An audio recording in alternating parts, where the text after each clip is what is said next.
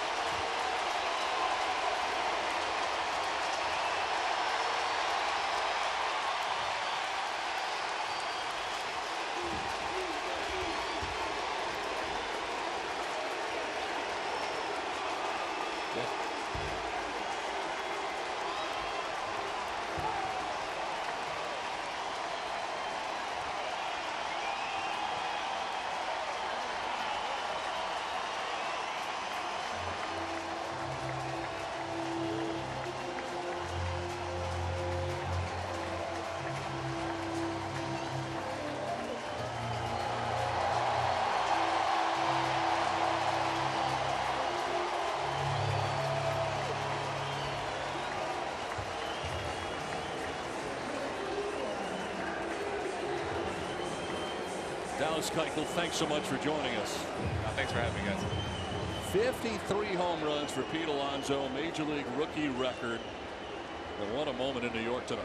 It's such a great story. AJ talked about it in the Open that he came as a non-roster player and wasn't going to start the year with the New York Mets. They were concerned about his defense a little bit. A professor told him that his dream of playing in the big leagues when he wrote a paper his freshman year at the University of Florida and being married and a good father wasn't necessarily realistic. Here's a kid that just hit 53 homers, has embraced every minute of it, and the fans have loved it. This one jolted to center and backpedaling to the dirt of the track is Billy Hamilton to make the catch. We have seen history tonight in New York as Pete Alonso has hit his 53rd home run of his rookie season and now stands alone in that category. 3-0 Mets as Pete Alonso has made history, and it has just been dreamlike for him this season. It just keeps getting better. History. He's about to cry on the field. The story of Pete Alonso in this year with the Mets, you couldn't write it any better. Coming up, making the team, winning the home run derby, and now he's crying on the field after breaking the all-time rookie home run record. Well, I just think it shows you the emotion in the game and how much he's put into this. I mean, you think about the days of playing in your backyard and doing something, people probably said you wouldn't be able to do. And as a rookie, I mean, it's not like he had a taste last year and knew what he was getting into when he walked into this year. Because sometimes guys will get a September call up. I mean, he's hit from day one. I mean, when you look at his home run totals from month to month, in April 9, May 10, June 9, July, his rough month, he hit 6. This one is to right deeply and at the wall. That ball is going to be off the glove of Conforto. And thinking 3 is Duvall. He's headed in that direction and he'll get there standing. He's very emotional in between innings as well, as you might imagine, as his teammates got around him coming off to the dugout after hitting the home run. Well, he's thinking about all the people that have helped him throughout his career. Joined now by some very special guests on this night. Haley Walsh, Pete Alonso's fiance, and Pete's parents, Pete and Michelle. Haley, when you heard the ball off the bat, what did you think? I was like, that's out of here, and I was so happy for him because I'm happy he did it now instead of like waiting another 8 at-bats. I'm just happy now he can relax and just enjoy the rest of the season, and I'm really happy for him. It was like a surreal feeling just seeing it go, and it just like, I actually videoed it. I usually never video his at-bats because I get superstitious, but this time I was like, I'm gonna do it, and I'm happy I did. Now I have that forever, So just among us, you can tell us now, how superstitious were you? How superstitious was Pete today? We both are pretty superstitious. Little stitious is what Pete likes to call it. He says, we do little things, like I'll change seats sometimes throughout the game if he hasn't gotten a hit yet, or Like I'll go up to the bathroom sometimes if like, I don't know, it's just little things that are silly, but it just works, I guess. We just, method of the madness, I guess. But And 53 home runs later, Haley, how, if at all, has your fiance changed over this year? he hasn't changed at all, which is remarkable. I mean, he is still so humble, and he still gets like, if someone recognizes him out and about, he's like, this is weird. Like, we're in Manhattan and people know who I am. This is just like incredible. So, I mean, he hasn't changed. He's still the same Pete. I remember when I met him 4 years ago, and I don't think he'll ever change. It's just who he is. So, yeah. So, Pete, Michelle, what were the Little League fields in Tampa, Florida that you were thinking back on as you watched your son round the bases? Oh my gosh, it's all those fond memories that he fills us with are incredible. And when that ball was in mid-flight, it was all flashing in front of me, and it was like an out-of-body experience. It was just awesome. Well, thinking from the Little League days, Pete used to coach Peter, so it was a special moment for me because all those buckets of balls that he used to pitch to him, and all those times just playing in the driveway, and every day was not, you don't do it for this moment, but you do it for the fun of it, and it's great that he still has that joy right now that he did as a Little Leaguer. Pete, you were a collegiate athlete yourself. You played football at Denison University, so you knew what it would take to succeed at a high level. This, of course, is an extraordinary level here in New York City. At what point in time coaching your son did you begin to think, hey, this could happen? Pete always plays with his heart. He has since he's been a young boy. And whatever his passion would take him, wherever path he took, I knew he would be successful, whether it was going to be on the ball field or someplace else. So at the time, you didn't know it was going to be baseball. He played other sports. He was great in the classroom. So you just never know. And we just kept fueling where his passions and where his interests were, and here he is today. It's so surreal. It's hard to describe. Michelle, the cameras caught Pete on the field afterward, wiping away tears.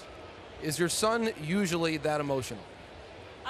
He's normally passionate. He's not moved to tears often because he has a lot of fun, but he's very serious about what he does, because what we do, we feel if anything that we do, if it's worth doing, that you do it well. So for him to feel that reward and be moved to tears, that warms my heart, because I was certainly bawling in my seat at the moment at the same time.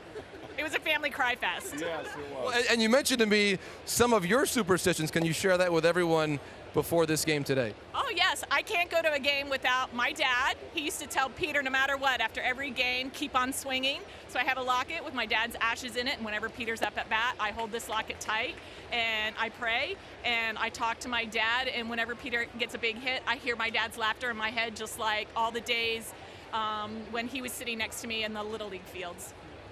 And Pete, we know on Tuesday, Pete is going to go to the 9/11 Museum and donate those cleats he wore on 9/11. As a father, what does that mean to you?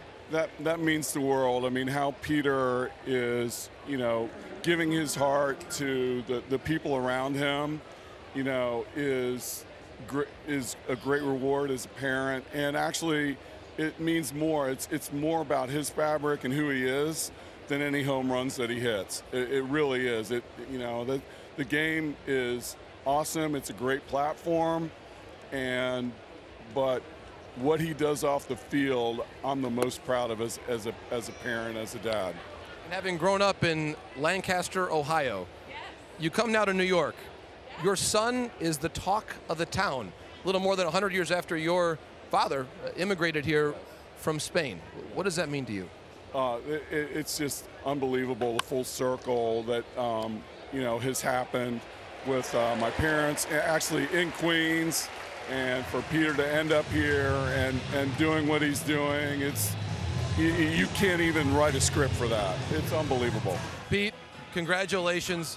Your mother, Michelle, told us that you're a passionate person, but you're rarely moved to tears. So who were you thinking about in the fourth inning? I don't know. I was just kind of thinking about all the greats in the game of baseball. I was thinking about guys like Babe Ruth, like Ted Williams, and then obviously like Aaron Judge, guys like that. Those incredible guys, and the fact that I'm ahead of those guys, and like as a rookie, it's mind-blowing, and I feel like that when I stepped into the box, like I didn't feel alone.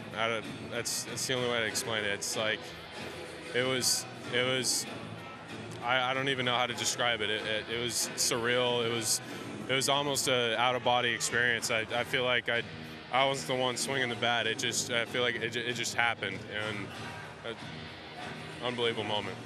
Pete, you shared with me earlier today, it was a little more than 100 years ago, your grandfather arrived to Ellis Island from Spain. How do you reflect on your family's journey to this moment? So he arrived like in the 1930s. Then he made New York his home, and he met my grandma here in New York. And I don't know, he was a big Brooklyn Dodgers fan back in the day, and I don't know, I feel like he would have been a Mets fan if he stayed in New York. But I mean, this is so special. There's so many people that have really helped me become a big league ball player. So many people that have coached me, had such a positive impact on my life, and I just feel blessed. I mean, this is more than a dream. This is more than a fantasy. I can't put it into words. It's surreal. Yeah. And Pete, last question for you. You're known as someone who likes to write in a journal. When you sit down tonight with your pen, what will you write? I don't think I could write anything, because anything I would want to write, it wouldn't do this. It wouldn't do this feeling, this emotion. It wouldn't do anything justice. It wouldn't do this moment justice. It's just something that I can think back on and try to explain it. But it's just, this moment was just so beautiful. I couldn't even put it into words. So I need pretty much the whole dictionary to write, to explain how I feel. Well, they're proud of you, Pete, in your hometown of Tampa, in Lancaster, Ohio, and here in New York City. Congratulations. Thank you. I appreciate it.